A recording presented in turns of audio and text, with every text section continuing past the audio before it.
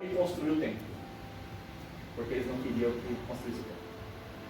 Na verdade, um passo antes disso, eles falaram assim para o rei Zorobabel, falou assim para o rei de Judá, falou assim: a gente quer reconstruir com vocês também. O rei falou: não, com a gente não, porque a gente não vai se misturar com vocês. Então essa foi uma tentativa.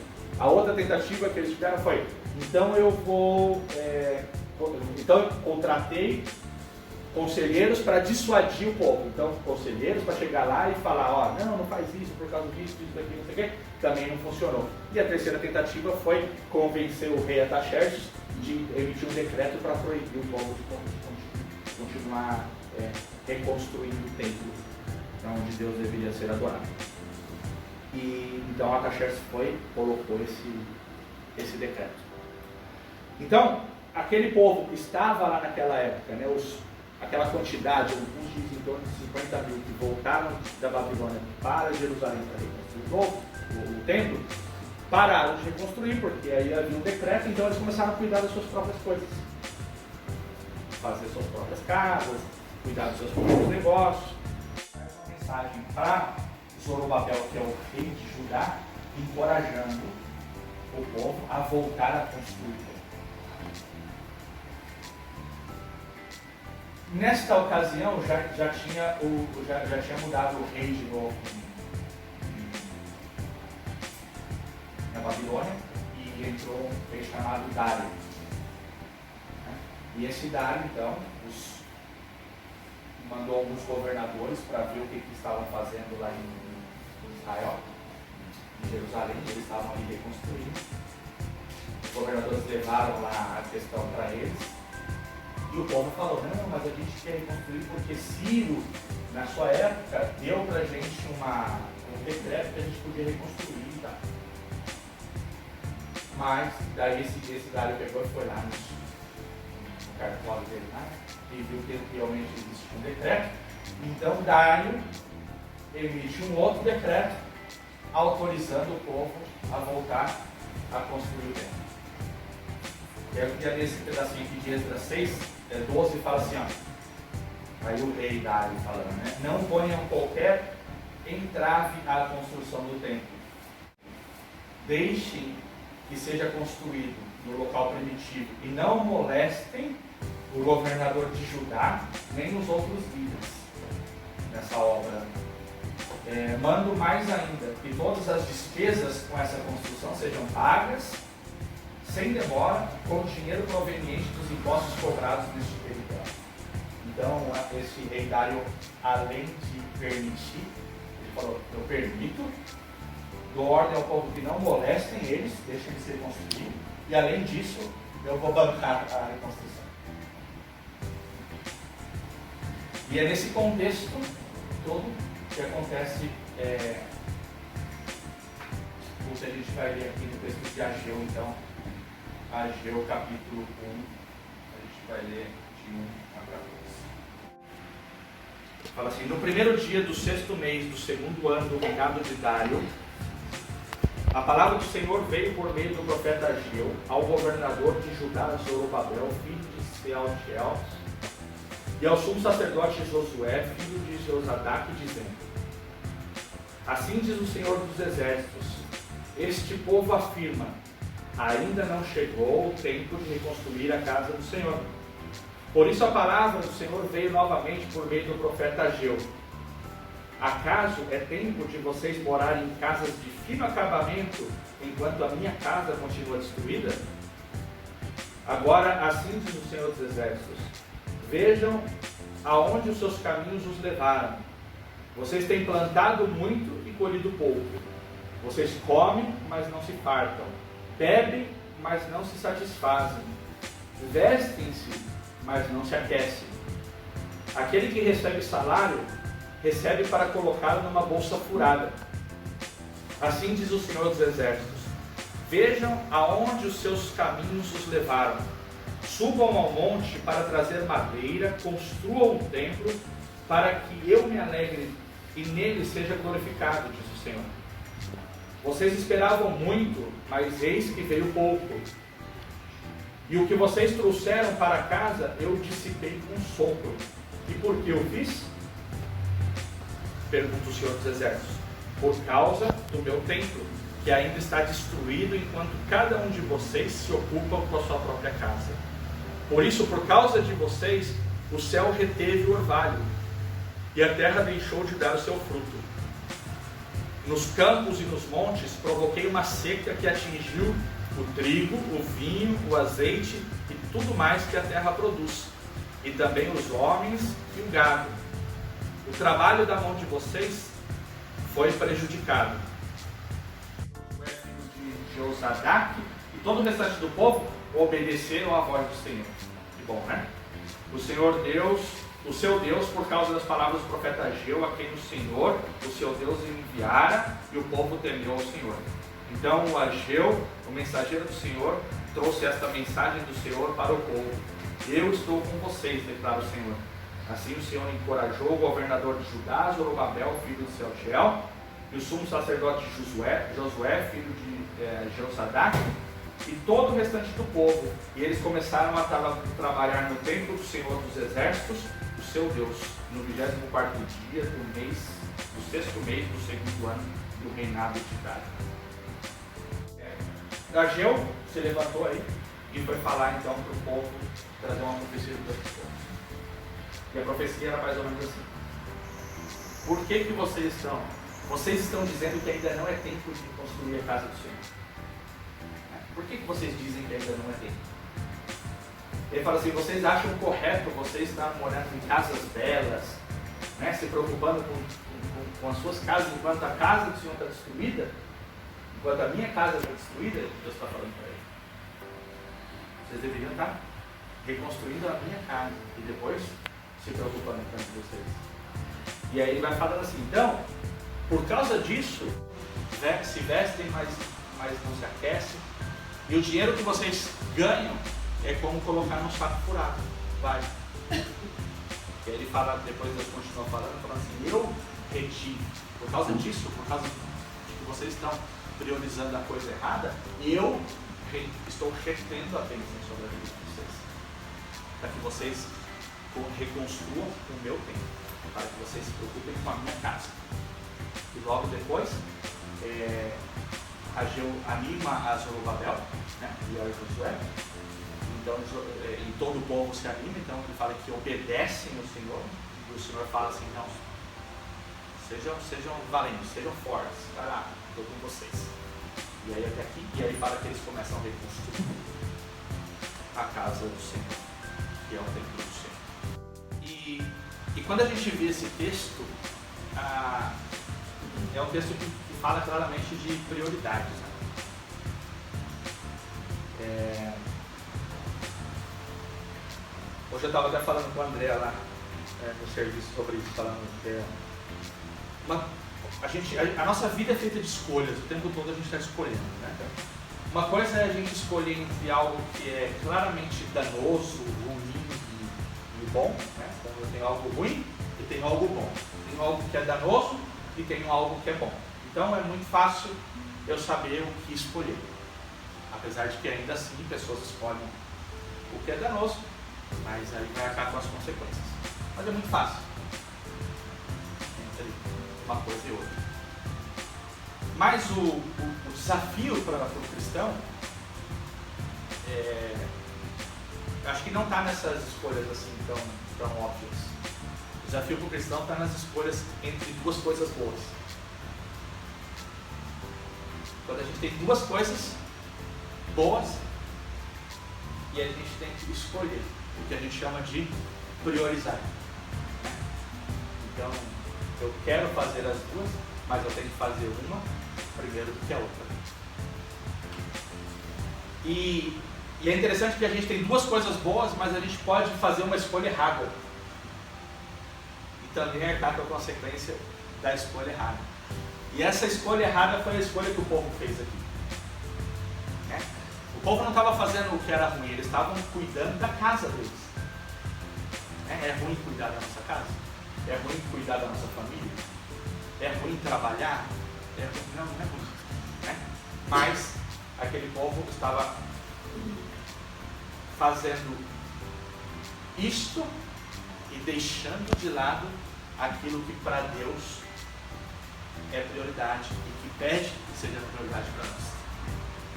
Então, o que seria prioridade do ponto de vista bíblico? Quem lembra do versículo que fala sobre isso? Buscar primeiro o reino de Deus, que as demais coisas Mateus 6, buscar primeiro o reino de Deus e a sua justiça, e as outras coisas serão acrescentadas. Né? Então ele fala aí de prioridade. E por que ele fala de prioridade? Ele fala assim, ó, ele não fala buscai o reino de Deus, buscai o reino de Deus e a sua justiça e só. Ele fala buscai primeiro o reino de Deus e a sua justiça. Então primeiro isso, depois as outras coisas. E ele está falando ali da solicitude da vida, ou seja, não ande ansiosos porque a vez de comer, beber ou vestir. Ele fala, buscai pois em primeiro lugar o reino de Deus, sua justiça, e as demais coisas serão acrescentadas. Então é priorizar. E biblicamente nós temos que buscar primeiro o reino de Deus e a justiça de Deus e depois as outras coisas. E todas as vezes que a gente fizer diferente disso, a gente vai estar incorrendo no mesmo erro que incorreu esse povo de Judá nessa época. Então, cada vez que eu trabalho e coloco o meu trabalho antes do reino de Deus, é pecado. Cada vez que eu saio com a minha família e coloco isso antes do relacionamento com Deus, pecado. São coisas boas, veja. Cada vez que eu passo um tempo com meus amigos,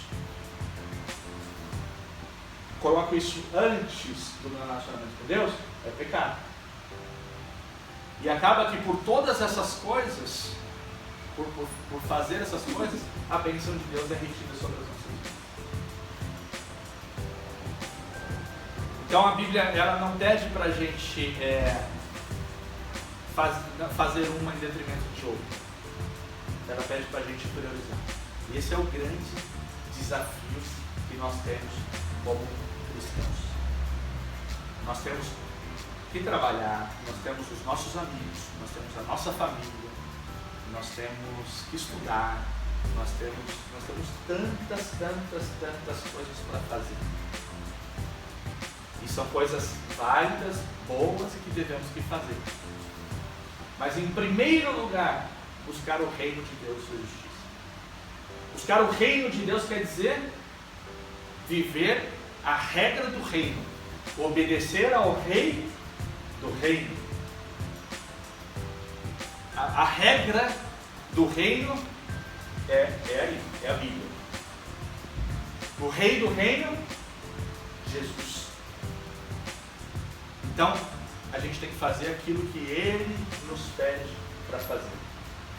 Outro dia, conversando com o Lucas, a gente falando sobre isso. Quando a gente fala assim, às vezes a gente escuta isso ou fala isso, né? Quanto tempo você está dedicando para o trabalho e quanto tempo você está dedicando para Deus? Não se mede assim, né? Porque para o trabalho a gente tem que dedicar 8 horas mínimo, porque a gente assina um contrato, né? A gente tem vai ter 8 horas para trabalhar, mínimo, o Cleito tem 18. Na verdade, no mínimo 9, porque uma hora de almoço não inclui. 9, então. 9 para trabalhar, 8 para dormir, que é o que dizem, né? E nos sobra 7. Essas 7 a gente tem que dividir entre... Aí você tem mais 2 para ir voltar ao trabalho. Sobra 5. Aí a gente tem que dividir isso entre família, amigos, estudar, lazer e Deus, né? Então, a gente tem que saber priorizar. E o que acontece na vida, por que a gente anda tão estressado, né? Isso eu falei para Val, cada vez que eu preparo, o Lucas hoje falou, né? A gente veio no carro falando, eu falei, nossa, cara, tem tanta a Bíblia, cada vez que a gente lê, você fala, nossa, eu tenho que mudar um monte de coisa. Eu tenho até em cima disso aí, eu tenho uma recordação, não tenho certeza se a Ana falou assim, ele vai começar a falar e não vai Ó, hoje foi um milagre de Deus, porque eu tava lá, cheguei aqui 7h40. Tava fechamento, e tô aqui. Deixou as 99 só pra eu encontrar. Tinha o. Se não, igual que não quero aqui pecar na história, mas acho que um pastor da igreja da minha mãe estava na Assembleia uma época e a igreja estava em obra. E todo mundo reclamando, porque não andava a obra, né? E aí um dia o pastor falou, a obra sem a obra não existe obra. Porque o pastor em si estava fazendo a obra da igreja sozinho. E os irmãos só estavam cobrando a obra, mas ninguém estava fazendo nada. Ou estava evitando até ir pro culto porque estava em obra. E aí o pessoal deu aquela acordada, começou a ir, ele terminou a reforma da igreja, ficou muito bonito e mudou. Terminou a obra aqui, está terminada com vocês e com a igreja. Mas foi tipo isso, né? A obra sem a obra. Não é obra. Não é obra. É verdade. E então, esse povo aqui, como a gente leu, Deus, na primeira pergunta, fala assim,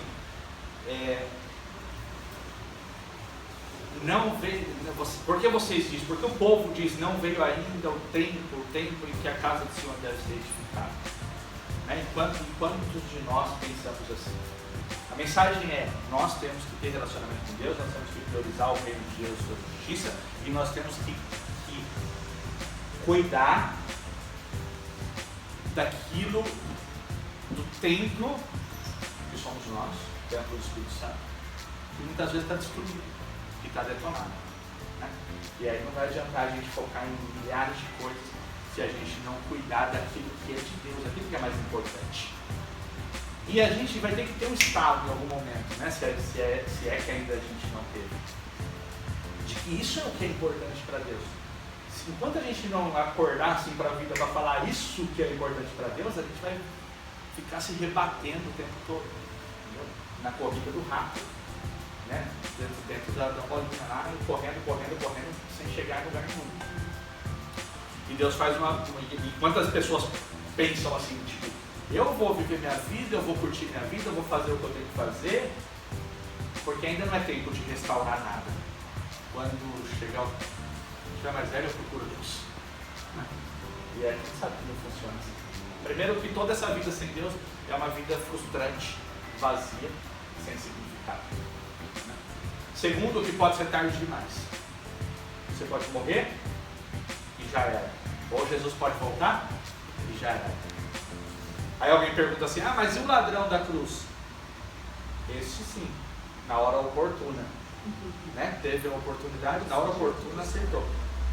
Mas um arrependimento genuíno. Eu constantemente vejo pessoas assim falando para mim. Quando a gente fala da graça de Deus, que Deus nos salva independente de quem somos ou o que fazemos, a graça, pela graça, não porque a gente merece. Muitas pessoas perguntam, falam assim, mas é absurdo, a pessoa então mata, rouba, faz tudo que faz, chega lá no final e fala, eu me arrependo. Não é assim. Não é falar eu me arrependo, é se arrepender. E o arrependimento é uma coisa que você não decide, é uma coisa que nasce, que surge, uma coisa que é através da graça de Deus, que mostra para nós que nós somos pecadores, que não somos nada. Agora, se a gente não aceita isso, essa graça de Deus, e de repente não se arrepende verdadeiramente, genuinamente, sou sorte, mas inferno. Né? Então, já é tempo, aquele dia ainda não é tempo de edificar a casa de Deus. E Deus fala para nós nessa noite, já é tempo de edificar a casa de Deus. E Deus faz uma pergunta crucial aqui para aquele povo que ecoa para nós. No versículo 3 fala, veio pois a palavra do Senhor por intermédio do profeta Ageu, dizendo, porventura é para vós tempo de habitar nas vossas casas forradas, luxuosas, enquanto esta casa fica deserta? Aí fala, ora pois, considerai os vossos caminhos. Vale a pena tanto zelo pelas coisas terrenas, quando o meu relacionamento com Deus está quebrado?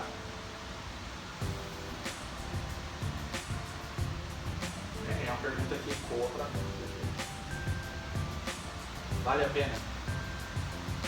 Vale a pena acordar, fazer tudo o que a gente faz, deitar sem que a gente tenha um relacionamento com Deus Criador.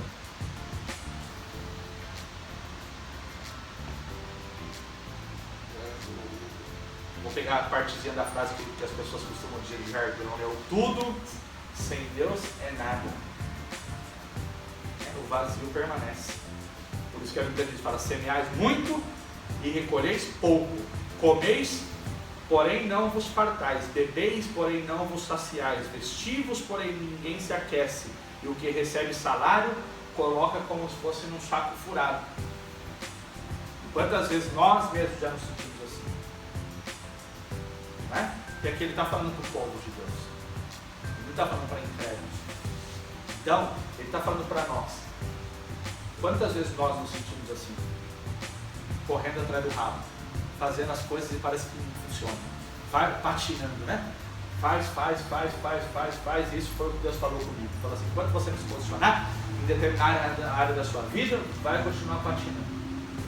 Quando eu estava lendo esse texto. Tá bom. Mas quantas vezes a gente está patinando? Simplesmente porque a gente não se posiciona em determinadas áreas da nossa vida.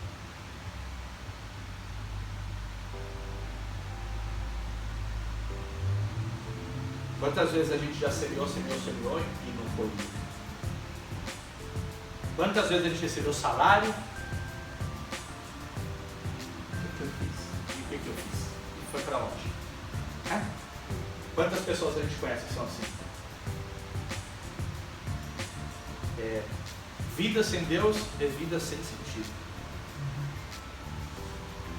Vida sem sentido. E Deus quer que a gente edifique a nossa vida espiritual.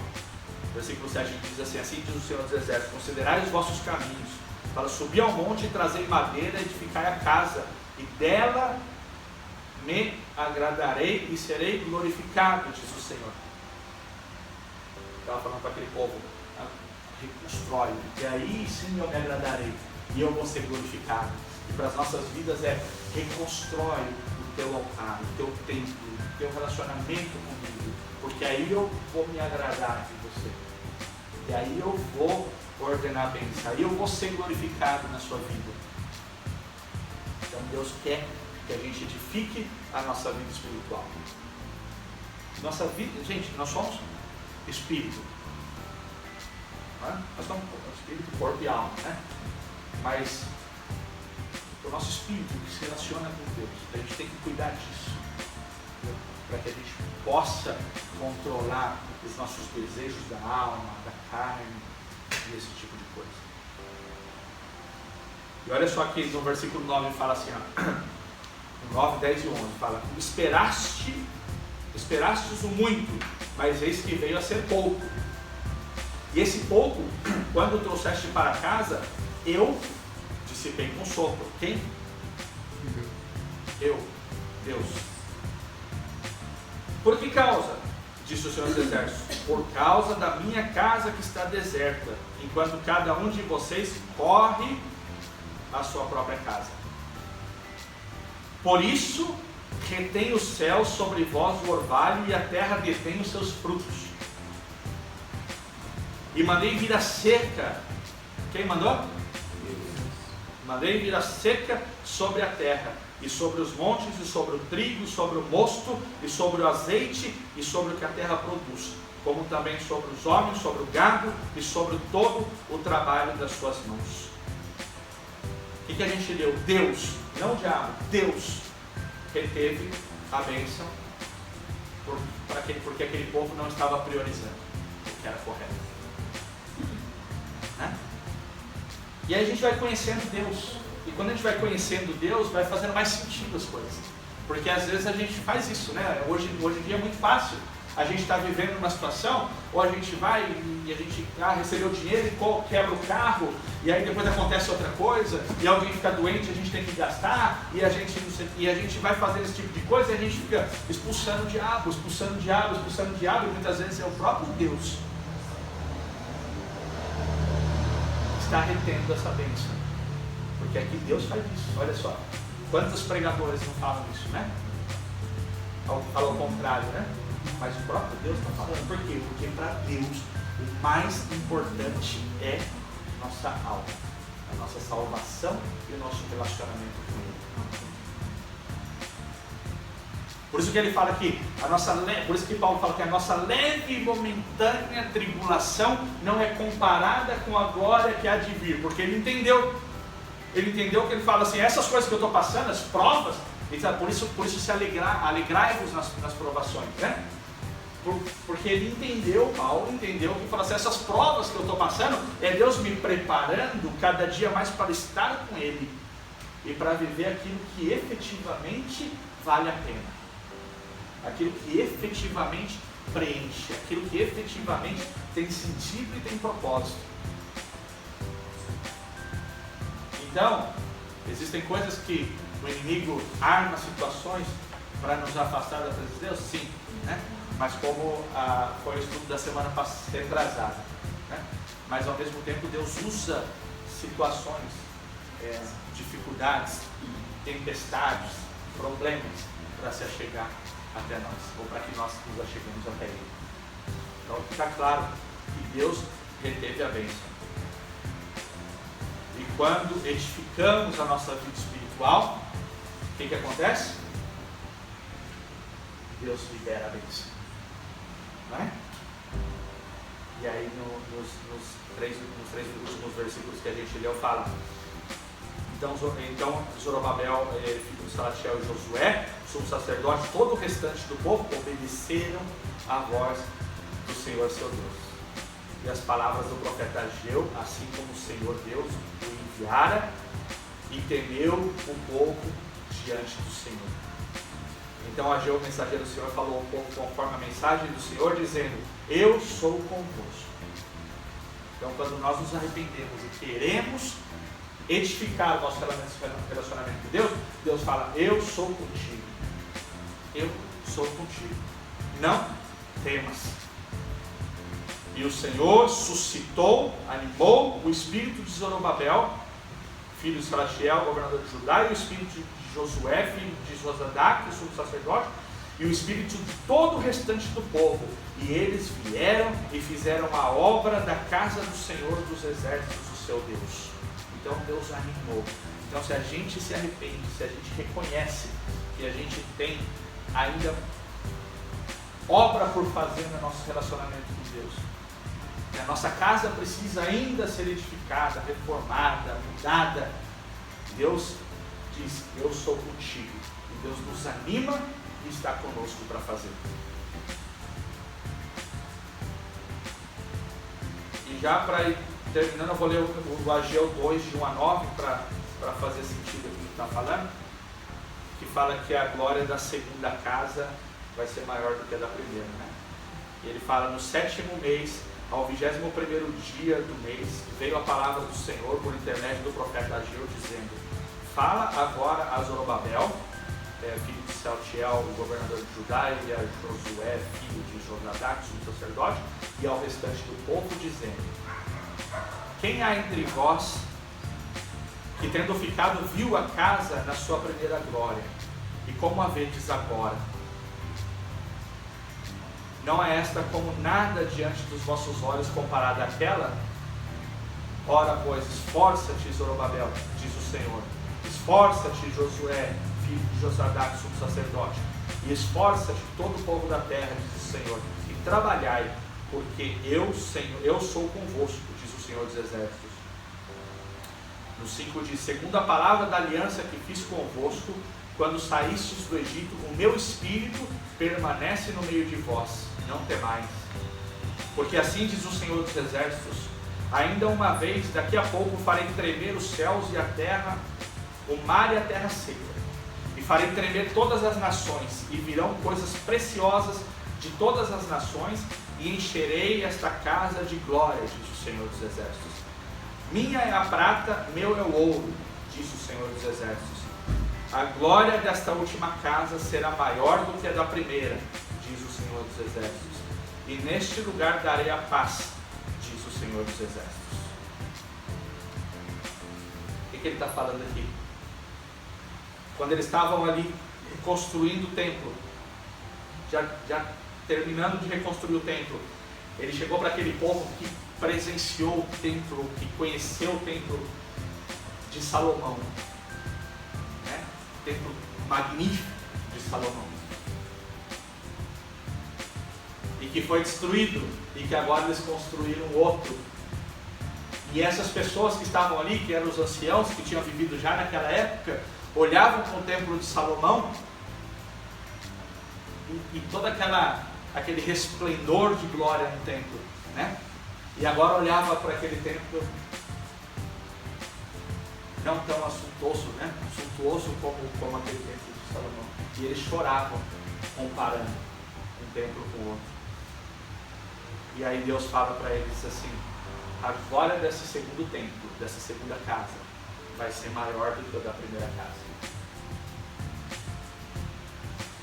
E aí vem uma mensagem profética, messiânica, de que esse segundo templo viveria uma glória muito maior do que o templo anterior de Salomão. Porque de fato o ministério de Jesus se desenvolveria nesse templo, o ministério dos apóstolos se desenvolveria nesse templo no Novo Testamento. Então a glória da segunda casa, ele fala, vai ser melhor do que a primeira casa. A gente vê muitas pessoas usando esse texto fora de contexto, falando para nós, né, que a glória da segunda casa vai ser maior que a primeira. Aqui, o que a Bíblia quer dizer é que a glória daquele segundo templo vai ser maior do que o primeiro templo. Mas o que a Bíblia fala é que se nós colocarmos a prioridade correta na nossa vida, buscar em primeiro lugar o reino de Deus e a sua justiça, e quando nós reconhecemos que temos coisas por edificar ainda dentro da nossa alma e voltamos a Deus, Deus está conosco. Deus está conosco e diz para a gente não temer. E a glória do segundo templo, de fato, do segundo templo foi maior, né? A ponto de que neste segundo templo foi quando Jesus levantado na cruz, o véu se rasgou de cima para baixo, dando acesso livre ao Pai. Ele nos deu acesso ao Pai. Depois esse mesmo templo foi destruído. E Jesus mesmo falou, né? Não ficará pedra sobre pedra. Derribar esse templo e para que esse templo não ficará pedra sobre pedra. E depois fala, derribar esse templo e em 3 dias o levantarei. E aí Jesus falando dele mesmo. Por quê? Ele estava ensinando o povo, né?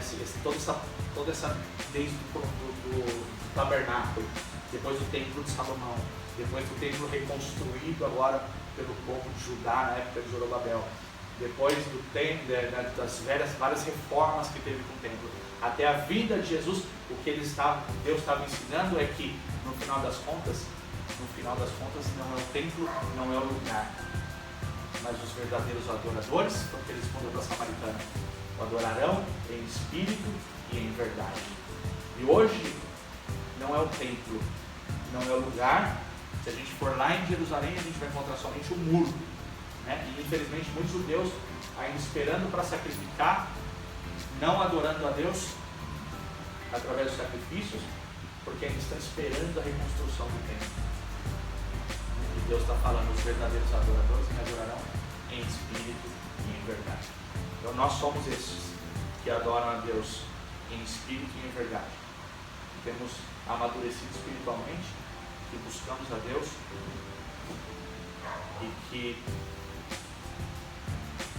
não dependemos de tempo feito pelas nossas mãos. Amém?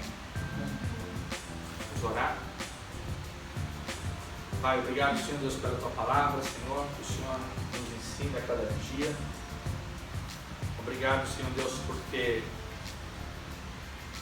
o Senhor tem sido bom para nós. Obrigado pela Tua graça, pela Tua misericórdia, Senhor Deus. Que nós possamos, Senhor Deus, priorizar, que nós possamos buscar a Tua vontade acima de todas as coisas, ó Pai. Temos tantas coisas, Pai, que concorrem na nossa vida. Como falamos aqui, do trabalho, relacionamento, Senhor Deus, família, igreja, tantas coisas, ó Pai. E que nós precisamos da Tua direção para que façamos a escolha certa, para que possamos priorizar da maneira correta e assim viver a bênção do Senhor sobre as nossas vidas. Se temos hoje, Senhor Deus, bênçãos retidas sobre as nossas vidas, porque temos feito escolhas erradas, ajuda-nos, ó Espírito Santo, a identificar onde temos errado, Pai, para que possamos nos arrepender, para que possamos repriorizar, fazer a escolha correta, Senhor Deus, a escolha que Te agrada, Pai. Ajuda-nos, Senhor Deus, a edificar a nossa vida espiritual. Queremos, Senhor Deus, ter o nosso relacionamento fortalecido contigo, ó Pai. Porque de nada vale, Senhor Deus, a correria deste mundo, Pai, se não estamos firmados em Ti. Ajuda-nos, ó Senhor. Desperta-nos, Senhor Deus, para esta verdade, para esta realidade, para que possamos buscar Teu reino e a Tua justiça, Senhor Deus. E ajuda-nos, Senhor Deus, a priorizar. Em nome de Jesus Cristo, Pai. Amém.